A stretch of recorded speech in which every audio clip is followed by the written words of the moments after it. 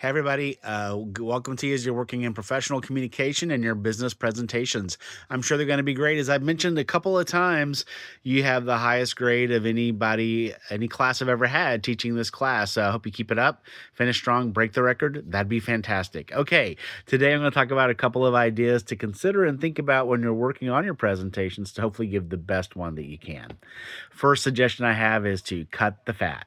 A lot of times when people meet for actual business presentations, the thing that's probably in their mind more than anything else is, why do I have to be here? Could this be an email? So, be a little judicious. Look at your material, the information you want to share, and really consider what is critical and what is extraneous.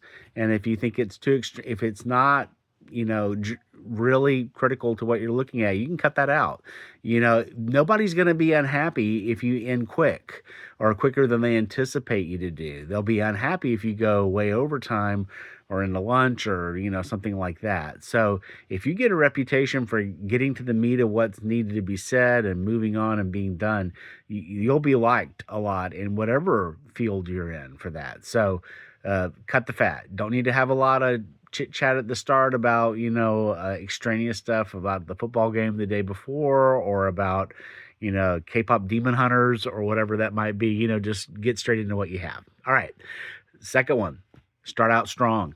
So I spend probably 30% of the time when I'm working on a presentation thinking about, considering, and weighing hook options. What am I going to do at the very beginning of my speech, straight out of the gate, to have the audience right there with me? To me, I think of it like the Kentucky Derby, the fastest 2 minutes in sports. You can't dilly-dally at that beginning. If you do, it's gone. The moment's over. And I think a lot of times people feel like they have to kind of warm up or get ready to speak. And so they start talking about things that aren't critical. And then maybe 3 to 5 minutes later, they start getting somewhere. You don't have to say the same pleasantries or things that everybody else does when they start. You will be noticed and known if you get right into what you're talking about and if you do it in a creative way. This is the time where stories are incredibly impactful. TED Talks are full of those, right? But they don't have to be long. But if they're personal or meaningful, they can really resonate with an audience, right? And so I spend a lot of time when I'm looking at articles and sources, I'm looking for the best stuff I can find, the best story, the best quotation, and I really I'm really picky at the back end. I'm picking the best thing I have and putting it at the front. I don't save it for the back. I put it right out of the gate because if I can have them with me at the beginning, they'll stick with me more later on. Every action film you see usually starts out with a chase scene in a car, and then after that, they start to figure out who's who and what's what and what's going on. You don't know at the beginning. You just know a bunch of cars are flying around and money's flying everywhere and bullets and who knows what all else is going on, right? But it's exciting. It's got my attention, and I'm going to figure out more later on too. Speeches can be that way. You don't have to, please don't start out your speech with, today my name is, and I'm going to talk about. Have a hook, something interesting, something catchy, an analogy, a metaphor, a story from your own life you can relate to what you're talking about, whatever it might be, right? And then after that, say, this is a great example of what can happen when people aren't prepared. And today we're going to talk about how our business can be prepared for what the future holds by looking at X, right? So that's the kind of the idea that we're looking at there. Loose connections are fine at the beginning. You just need something to really grab their attention and have it be a good hook that you're going to do. It's not what Webster's defines it as. It's not, hey, who raises show of hands, how many have. It's not close your eyes and imagine. It's something a little more thoughtful and creative to start with. It's half the battle is that first 30 seconds. All right. Last few two to say. One is back it up. So whatever you say, obviously you can believe it and you might have an anecdote or one or two incidents where that's happened before to help bolster your opinion. But, a lot of times in business, they want the data and the proof to back it up too. There's a lot of good AI generators you can use now to generate charts and data. If you have the raw data, you can just say, hey, create a nice way of showing this and it'll show it for you. So there's a lot of way to present it where it could look nice, but you also have to have it. And sometimes when we talk about this information, we might talk about expert opinion a little bit, which is fine, and other things too. But I think raw data, research findings, studies that you can do to back up what you're talking about will be much more persuasive for a lot of audiences. So if you have that, you can give a little bit of details about it to help us have confidence in it. Maybe it's more recent than we would anticipate it being, or it's not too old.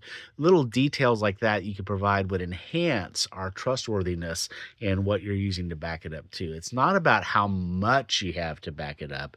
It's about the quality of it and in terms of recency, completeness, trustworthiness, details, that kind of stuff. That's what would make it more memorable. So if you're not just advocating for something because you think it's true, which you would, but also backing it up with other sources and people saying that it's good and not just an expert or two or one or two people you can find that said it's a good idea, but some research that, tried it out in this place before and it worked, or the study they did somewhere where they found out that it did. That would be really persuasive. So we have cut out the fat, start out strong, back it up. Last suggestion is make the connection. So, really in business, it's whether it's clients or it's even your own people, they you have to make it worth their while. And somehow to do that, stories can do that and a lot of other things, but it's about, I think Burke called identification. It's like, can you show that you know who they are and they know who you are? Can you show that you get it, that you understand? All those episodes of Mad Men that came out a couple years ago when he was pitching clients on things like cigarettes and Polaroid carousels to show slides. It wasn't about sometimes even the best idea. It was about that he showed that he understood what the product was about and what it was trying to do, and he convinced the clients that that's what the product was about too, sometimes when they didn't even realize it. So it's about identifying with the topic, the object that you're talking about, whatever it is, and showing how it means something to you and that it should mean something to them too. It's not just a dry kind of topic that has no life of it, that doesn't really matter if you do something or not. There should be some level of, maybe passion or caring that it means something to you that you want to convey in the speech itself too. So, four things we talked about: cut out the fat, start out strong, back it up, make the connection. You do those four things, you should be in good shape. No speech is perfect. Don't feel bad if you have a couple of trip ups or things like that, but effort's rewarded. And if you can be a good editor of your content and present it in a way that feels interpersonal and connecting to your audience, that feels like you're making connections with people individually as you're talking, it will make a world of difference. All right, I hope that helps. I wish you good luck as you're working on your speeches. I would just say, as a general rule of thumb, look at some of the top-rated TED Talks. Usually those are pretty good examples of what you can look at to get some ideas about nonverbal gestures and openings to speeches and things like that will be pretty effective. All right, I wish you the best. End strong. You got till Friday night, midnight. Keep up the good work. And if you have any questions at all about anything, always feel free to ask. I'm always here to help. Thanks a lot.